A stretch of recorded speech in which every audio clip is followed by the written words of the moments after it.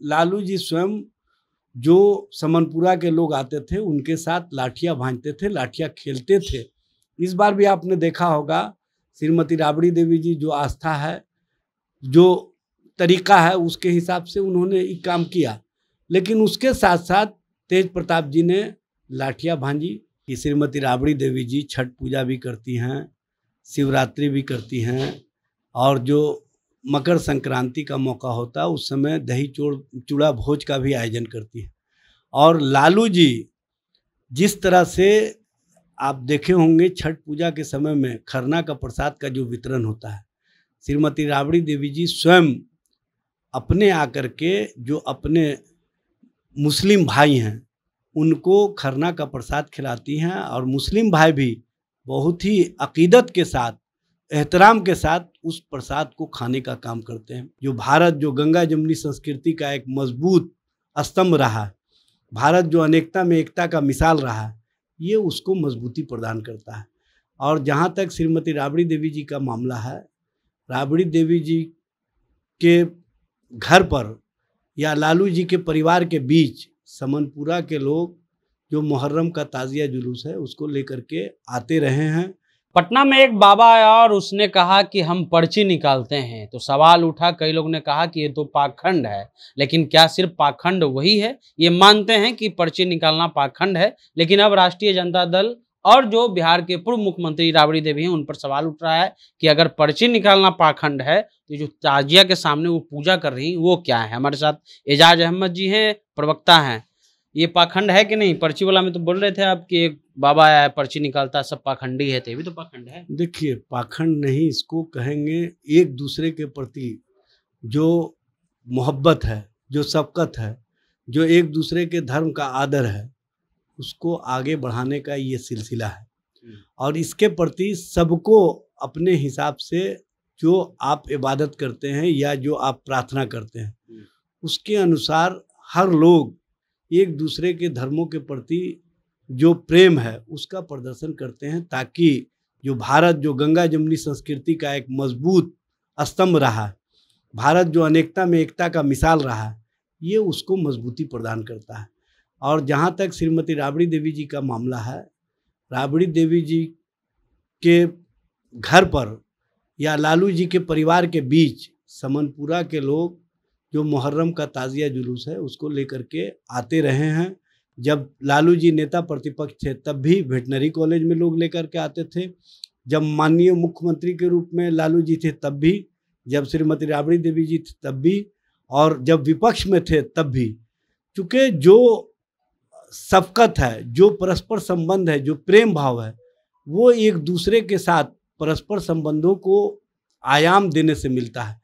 जब उधर से सब लोग इसी मामले को लेकर के आते हैं कि राबड़ी देवी जी के यहाँ, लालू जी के यहाँ जो धार्मिक आस्था है, जो इबादत के तरीके हैं वो अपनी जगह हैं, लेकिन एक दूसरे के साथ संबंधों को बढ़ाने का जो तरीका है वो किया जाता है। एक सवाल लालू जी स्वयं जो समनपुरा के लोग आते थे उनके साथ लाठियां भांजते थे, लाठियां खेलते थे।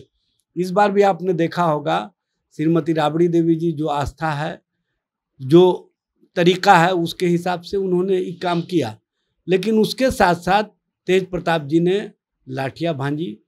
लालू जी स्वयं सारे मामले को देखने का काम किए। वहाँ पर जो आए हुए थे समनपुरा के लोग, उनसे लाठियों का खेल देखने का काम किया। जो परंपरागत भारत का जो सोच है उसको मजबूती प्रदान किया। अगर उसको भी भारतीय जनता पार्टी धार्मिक नजरिए से देखे तो ये उसकी सोच है। एक सवाल ये है कि आप लोग या बहुत लोगों ने आरोप लगाया कि जो बाबा आए हो बीजेपी की तरफ से भेजा गया राजनीति करने के लिए।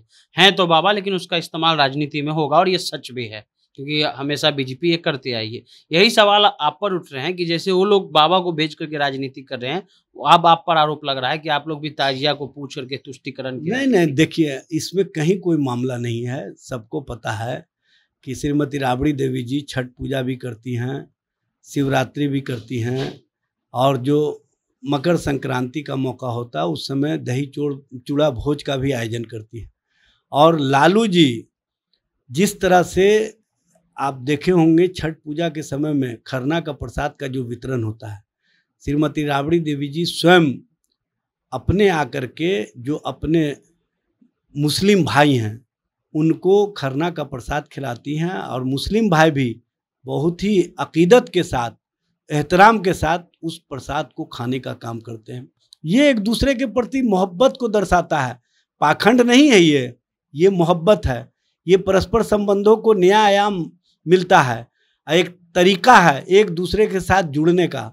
लेकिन जो भारतीय जनता पार्टी करती है या जो भारतीय जनता पार्टी बोलती है, उसको धर्म के जो परस्पर संबंध है उससे मतलब नहीं है, उसको नफरत से मतलब है। और नफरत कैसे बढ़ा करके हम राजनीति करें उससे मतलब होता है। ये भारतीय जनता पार्टी की सोच रही है, और उसी सोच के अनुसार नेता प्रतिपक्ष सह प्रवक्ता विजय सिन्हा जी इस तरह का भाषा इस्तेमाल किए, जो नफरती भाषा है, जो कहीं ना कहीं माहौल को ख़राब करने वाली भाषा है, जो गंगा जमनी संस्कृति है, जो भारत की संवैधानिक व्यवस्था है, उसके खिलाफ जा करके दिया गया बयान है। और इसको किसी भी दृष्टिकोण से, चाहे कोई धर्म के लोग हों, कभी भी स्वीकार नहीं कर सकते हैं।